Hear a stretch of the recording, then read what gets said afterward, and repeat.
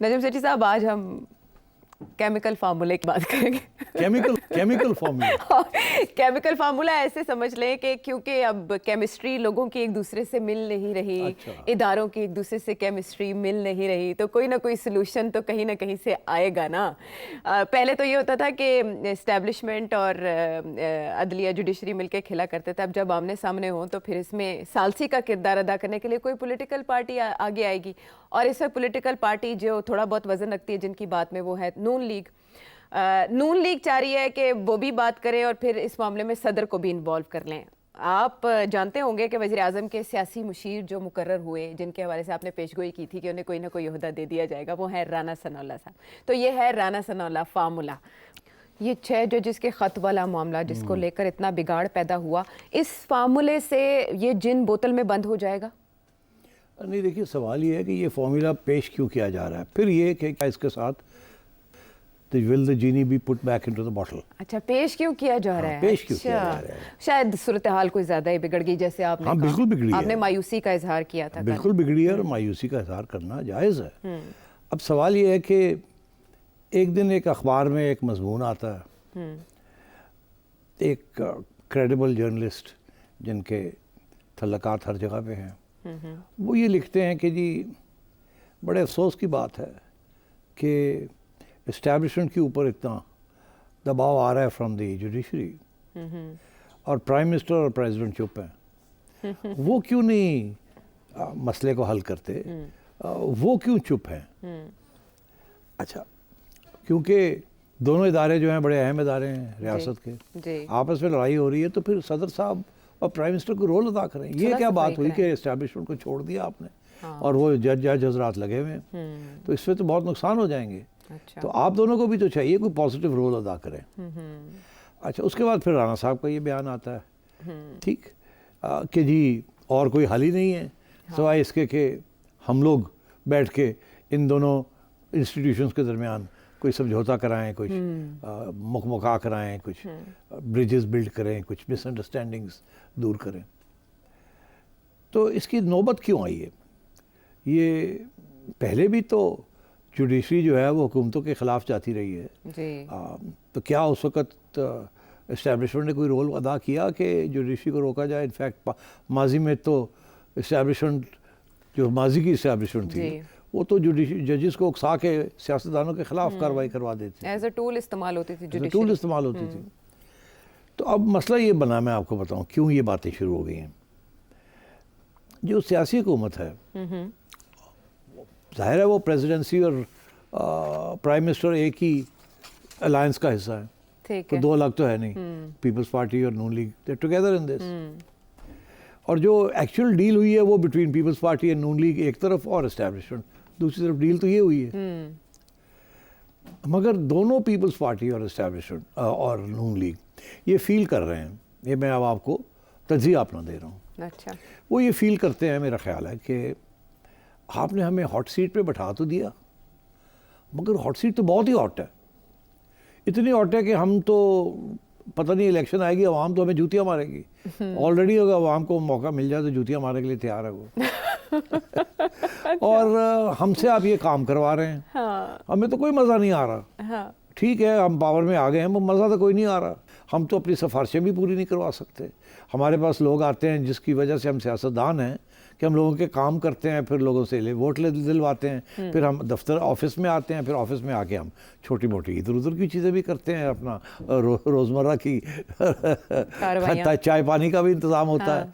तो आपने तो सारा बंद कर दिया, पावर आपने सारी ले ली, जिम्मेदारी सारी हमारे पे ठोक दी। ये मैं कब से कह रहा हूँ।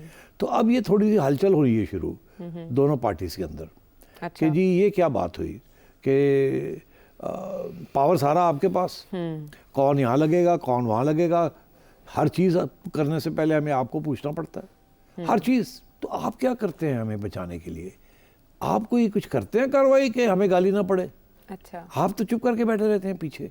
वो ठीक है, नेशनल इंटरेस्ट ये वो वगैरह, वो तो अपनी जगह पे है, मगर at the end of the day you are the national interest ना। तो अब इस बंदे को यहाँ लगाएं, नहीं पहले हमसे क्लियरेंस ले, वो काम है, ऐसे ना करें, ऐसे करें। और फिर जब ब्लो बैक आती है, सीधी हमारे पे आती है, हमें गाली पड़ती है, हमारा वोट जाता है और आपको तो कोई कहने वाला कुछ नहीं। तो अब आपका और जुडिशरी का एक मामला शुरू हो गया है, तो असी चुप करके बैठे देखने पे हूँ पता लग गया साढ़े नाल की होता है। जब आप हमें डिफेंड नहीं करते हाँ। तो हमारे साथ क्या होता है, तो अब आपको पता लग रहा है कि आपके साथ हो रहा है और हम आपको नहीं डिफेंड कर रहे। तो मेरा ख्याल है कि ये अब प्रेशर आया है वहाँ से, अच्छा, कि जी आप डिफेंड करें हमें, हाँ, मसला हल करें, दिस इज़ नॉट एक्सेप्टेबल। अच्छा, तो अब अगेन इन बेचारों के पास क्या चारा है? क्या चाह रहे हैं? कोई चारा नहीं, they have to obey orders. हाँ, अगर ऑर्डर्स नहीं ओबे करते तो इनका जो वो फ्रांसीसी का लफ्ज़ है रेज़ों that's a reason to be, तो फिर इनकी मौजूदगी का क्या फ़ायदा, किसको फ़ायदा? अच्छा, तो ये रेफरी का रोल प्ले करने जा रहे हैं। तो ये अब वो कह रहे हैं, एस्टैब्लिशमेंट कह रही है कि ओए उठो, हाँ, खड़े होकर सब डिफेंड करो। अच्छा, हम अच्छा, हम खुद तो नहीं कर सकते ना, हाँ, जाहिर है, हम तो खुफिया है ना, हाँ, मगर हमें तो डिफेंड करें आप, और you owe it to us, हम आपको लाए हैं। तो ਉਹ ਕੋ ਜਵਾਬ ਆਂਦਾ ਕਿ ਲੋ ਜੀ ਤੁਸੀਂ ਬੜਾ ਵੱਡਾ ਸਾਨੂੰ ਫੇਵਰ ਕੀਤਾ ਹੈ, ਤੁਸੀਂ ਤੇ ਇਮਰਾਨ ਨੂੰ ਵੀ ਤੁਸੀਂ ਲਿਆਏ ਸੋ ਤੇ ਸਾਡੀ ਠੁਕਾਈ ਕੀਤੀ ਸੀ ਤੁਸੀਂ ਉਦੋਂ, हाँ। ਤੇ ਹੁਣ ਤੁਸੀਂ ਫਸੇ ਸੋ ਤਾਂ ਸਾਨੂੰ ਤੁਸੀਂ ਲੈ ਆਏ ਹੋ। तो थोड़ा अरसा तो उन्होंने देख लिया ना, हाँ। एंजॉय तो अब कर लिया मतलब है एक दूसरे के सीजन। खिलाफ कहने को बहुत कुछ है, हाँ। मगर दोनों जो हैं वो खौफजदा हैं एक ही पार्टी से, एक ही शख्स से, इसलिए वो बैठे हुए इकट्ठे। और जैसे अपने प्रॉब्लम्स हैं वो उनके ना कौड़ा कुट कर लिया है, हाँ, ठीक है ना, ठीक तो है। कौड़ा कुट करके बैठे इस्टेब्लिशमेंट भी, हाँ। तो नून लीग भी, तो पीपल्स पार्टी। पीपल्स पार्टी बहुत कम, बिकॉज वो तो इस वक्त अच्छी पोजीशंस ले ली उन्होंने, जिम्मेदारी कोई नहीं है, वो तो जब पूरी काबीना में आएंगे तो फिर देखी जाएगी बात। मगर इस किस्म की सिचुएशन बनी हुई है, तो ये तो ये situation- कहा गया है कि हमें डिफेंड करें। अच्छा, अब राणा साहब का जो तजवीज़ है, हाँ, उसमें ये वो चाह रहे हैं कि क्योंकि प्राइम मिनिस्टर तो खुद जुडिशरी के साथ इंटरेक्शन नहीं कर सकते, मगर president is the head of state, और पहले भी प्रेसिडेंसी के अंदर आर्मी चीफ और चीफ जस्टिस की मुलाकातें तारीख में हुई हैं। हाँ, आरिफ अलवी साहब भी तो कोशिश करते हैं आरिफ सुलह अलवी सफाई साहब ने की। भी की, मगर आरिफ अलवी साहब एक सियासी जमात के लिए करते रहे। अच्छा, और ये रियासत के लिए होगा। ये अब रियासत के लिए हाय, फर्क अच्छा। है, well done, well done, well done, क्योंकि ये तो रियासत के इदारे हैं, वो एक सियासी जमात के लिए उसको बेल आउट करना अच्छा, है, अच्छा। इसलिए उनकी कोई अहमियत नहीं थी। अच्छा, अच्छा, इस प्रपोजल की अहमियत है कि देखिए ये दो इदारे जो इनको लड़ना नहीं चाहिए, और प्रेसिडेंट साहब तुसी मेहरबानी करो तो चीफ ने भी बुलाओ चाहते, तो चीफ जस्टिस में भी बुलाओ, और दोनों को कहो कि यार, एक नू कहो कि यार तुसी लोग मेहरबानी करके अच्छा, इतना ओब्वियसली इंटरवेंशंस ना किया करें। अच्छा। इस वक्त बड़ी सेंसिटिविटी हुई हुई है, आवाम भी बड़ी खिलाफ हुई हुई है, और तो अपने कमांडर्स, स्टेशन कमांडर्स वगैरह को हाथ हौली रखो यार, थोड़ा पीछे हटो, थोड़ा जा ना करो इस तरह। जजेस भी थोड़ा जा मूड खराब है इनका। उधर चीफ जस्टिस कहे कि सर जी तुसी की करदे पे हो, तुसी अपने लोगों को नहीं कंट्रोल कर सकते। इस तरह की गल्लां शुरू हो गई हैं तो फिर और भी बड़ी चीज़ें हो जाएंगी। फिर आपका ख्याल है बाकी लोग चुप रहेंगे, आपका ख्याल है कि इस हमाम में कौन कौन नंगा और कौन कौन नंगा नहीं है, तो फिर ये बातें चलेगी और फिर फेक न्यूज़ बनेगी, फिर प्रोपेगेंडा होगा, आप भी बदनाम होंगे, बदनाम होगी, सारी रियासत जो है बदनाम हो जाएगी। आप अपने जजेस को कहें कि ठीक है, I am looking into it, पीछे हटें, अच्छा, थोड़ी ये बयानबाजी बंद करें और ये कंटेम्प्ट करना और ये करना बंद करें, और इधर कहें कि आप भी समझाएं अपने लोगों को कि अब कोई ज़रूरत नहीं अदालतों में जाना, जजेस के घर जाना, कोई ज़रूरत नहीं मीडिया को इस तरीके की ब्रीफिंग्स देना, थोड़ा सा पीछे हटें, बिकॉज ये इट्स गेटिंग थोड़ा सा समझाएं दोनों को। अच्छा, तो इज़ द आइडिया कि ये जो कॉन्फ्लिक्ट है this is not in anybody's interest. उसकी वजह एक ही है Ayesha, at the end of the day judiciary का जो ऑर्डर है, all institutions of the state have to obey it, है ना, दैट इज़ द कॉन्स्टिट्यूशन। अगर कोई इंस्टीट्यूशन ओबे नहीं करती तो that means they are not obeying the constitution. इसका ये मतलब है फिर वो जो इल्ज़ाम लगता है एस्टैब्लिशमेंट के ऊपर कि आप तो कॉन्स्टिट्यूशन के पीस ऑफ पेपर समझते हैं, जिसको फाड़ के पता नहीं कितनी दफ़ा पहले भी आपने फेंका है, तो अगर ये ऐसी बात है तो ये तो हम उड़ जाएंगे, सारी दुनिया हमें छोड़ जाएगी। हम तो अपने कॉन्स्टिट्यूशनल ऑर्डर के ऊपर हमारी थोड़ी बहुत जो रिस्पेक्ट रह गई है वो यही है कि वी आर अ डेमोक्रेसी और trying to be a democracy. और अब वो ज़माने गए कि जबकि बैरूनी मुल्क जो थे वो इस्टेब्लिशमेंट के साथ ही बात करना चाहते थे, क्योंकि वो इस्टेब्लिशमेंट उनके मकासद पूरे करती थी। अब तो वो अफोर्ड ही नहीं कर सकते, बिकॉज उनके यहाँ को मकासद लंबे चौड़े रहे नहीं, इसलिए उन्होंने तो फिर ही एक उनका मकसद रह गया, वो है न्यूक्लियर प्रोग्राम, और वो आपके कंट्रोल में है, एस्टेब्लिशमेंट साहब आपके कंट्रोल में है। अच्छा। और अगर आपकी बदनामी जो सूट करती है इंटरनेशनल कम्युनिटी को, क्योंकि अगर आप बदनाम होते हैं तो आपका कंट्रोल ओवर न्यूक्लियर प्रोग्राम वो स्लिप करता है, फिर आपके खिलाफ कार्रवाई करने के लिए ठीक है। इंटरनेशनल कम्युनिटी के पास बहुत से हथियार हैं और एक सबसे बड़ा हथियार यही है constitution. You are not following the constitution. तो अगर आप सोच रहे हैं कि आप फिर मार्शल लॉ लगा देंगे, इमरजेंसी लगवा देंगे, ये स्ट्राइक डाउन हो जाएंगे, ये जुडिशरी नहीं रुकेगी। और इंटरनेशनल कम्युनिटी आपको नहीं सपोर्ट करेगी। सपोर्ट उसने उस वक्त किया था जब उन्हें अफगानिस्तान में आपकी ज़रूरत थी, सोवियत यूनियन के खिलाफ आपकी ज़रूरत है। अब आपकी कोई ज़रूरत नहीं। अब आप तो उनके पास भीख मांगने जाते हैं और आपको टाइट देखे कितना करते हैं। पहले आप भीख क्या मांगते थे, खुद आके पैसे छोड़ देते। ये बातें आसिफ अली जरदारी साहब कर सकेंगे? मुझे हैरत है वैसे ये बातें आसिफ अली जरदारी साहब कर सकेंगे जो आप कर रहे हैं? नहीं, वो ऐसे तो नहीं। वो जरदारी साहब तो बड़े प्यार के साथ समझाएंगे। मीठा मीठा, हाँ, और क्या एक्चुअली सबको पता है, इश्यू सबको पता है। मैं तो जाहिर है, मैंने तो प्रोग्राम बनाना है तो मैंने थोड़े डिटेल में जाना। मैं एक्चुअली ये जानना चाह रही थी आपसे कि इस तरह से आप चीज़ों को आर्जी तौर पर दबाएंगे नहीं? ऐसा नहीं कि आप उन्हें अंडर द कारपेट धकेल रहे हैं। सुप्रीम कोर्ट में भी तो ये केस चल रहा है ना। ज़्यादा बेहतर ना होता कि ये 6 जजेस के ख़त का मामला वहाँ ही तय होता और सबको नकेल डाली जाती, बुला के कुछ रेड लाइंस तय की जाती? वो उम्मीद यही थी सबकी कि चीफ जस्टिस साहब कंट्रोल कर लेंगे, मगर वो जो हालात है ना सुप्रीम कोर्ट में, चीफ जस्टिस साहब तो अभी एक बहुत ख़तरनाक तूफ़ान से निकले हैं जी। फिर एक निकलते साथ ही जब इंस्टॉल हुए तो एक और तूफ़ान आ गया इमरान खान वाली पार्टी का, सिंबल वाला जी। और वो तूफ़ान ऐसा तूफ़ान आया कि हिला दिया सबको। चीफ जस्टिस साहब भी हिल गए। अब वो भी अपनी प्लेस को रिस्टोर करना चाह रहे हैं।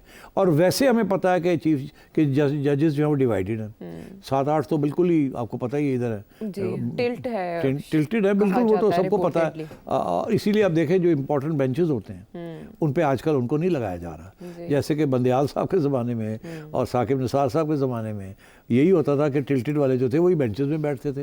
एक ज़माना था कि 3 ही जजेस सारा पाकिस्तान का फ्यूचर, हर बेंच पे बैठते थे, बंदियाल साहब और 2 साहब और। तो मतलब है कि इस किस्म की भी चीज़ें हुई हैं ना। तो अब इनका ये ख्याल था कि चीफ जस्टिस साहब जो अब हैं ये संभाल लेंगे। अच्छा। मगर हुआ ये कि उनकी अपना बड़े प्रॉब्लम्स हैं और उनके अपनी ज़ाती तौर पे भी कुछ लोग उनको अंदर नहीं पसंद करते, कुछ लोगों के साथ उनके टेंशन्स हैं। आप याद रहे कि जब ये नंबर 2 पे थे और अभी बने नहीं थे तो ये ठीक ठाक खत लिखते थे बंदियाल साहब को, और जिसके अंदर ठीक ठाक इल्ज़ाम लगते थे इनके ऊपर भी, उनके दोस्तों के ऊपर। उनमें से एक आध तो रह गया ना अभी।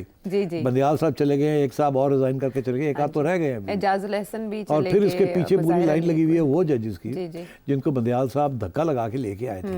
वो आए तो supreme judicial out of turn जो कुछ सब कुछ किया उन्होंने अपनी बेंच अपनी पोजीशन को तकड़ा करने के लिए। ठीक है, तो वो भी तो है, 7-8 तो वो है। तो इन हालात के होते हुए जरदारी साहब चीफ जस्टिस को बुलाएंगे और उन्हें ऐसे कहेंगे तो वो अपनी रिट, अब वो रिट जो है वो अब चीफ जस्टिस साहब पे डिपेंड करता है। मगर वहाँ हो ये रहा है जो असली प्रॉब्लम है कि वो जो 7-8 हैं जो कि पहले दिन से खिलाफ थे, उनका तो मेंशन ही नहीं हो रहा आजकल जिनका मेंशन हो रहा है वो लोग हैं जो एक ज़माने में चीफ जस्टिस के साथ खड़े थे, क्योंकि जब समझते थे हम कि चीफ जस्टिस इंडिपेंडेंट है। तो अतर मिनुल्ला, बाबर सत्तार वगैरह वगैरह वगैरह, ये सब जो हैं दे सपोज्ड टू बी इंडिपेंडेंट, इसीलिए तो they supported the chief justice during his trial.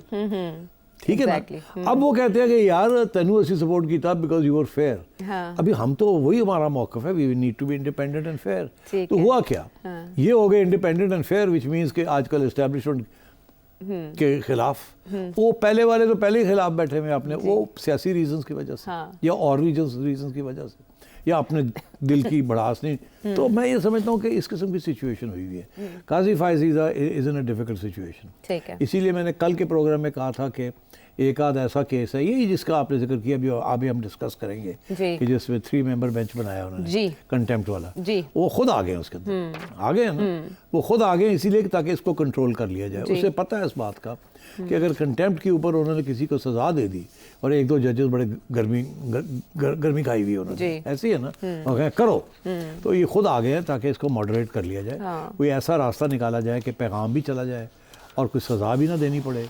अगर सज़ा दे दी तो ये ना हो कि आजकल के माहौल के अंदर एक सज़ा देते हैं तो 4 और खड़े हो जाते हैं कहने के लिए कि जी ऐसी भी तैयार हैं, करो सानू, तो ये और ही ना गले पड़ जाए। तो इसलिए ही इज ट्राइंग हिज बेस्ट।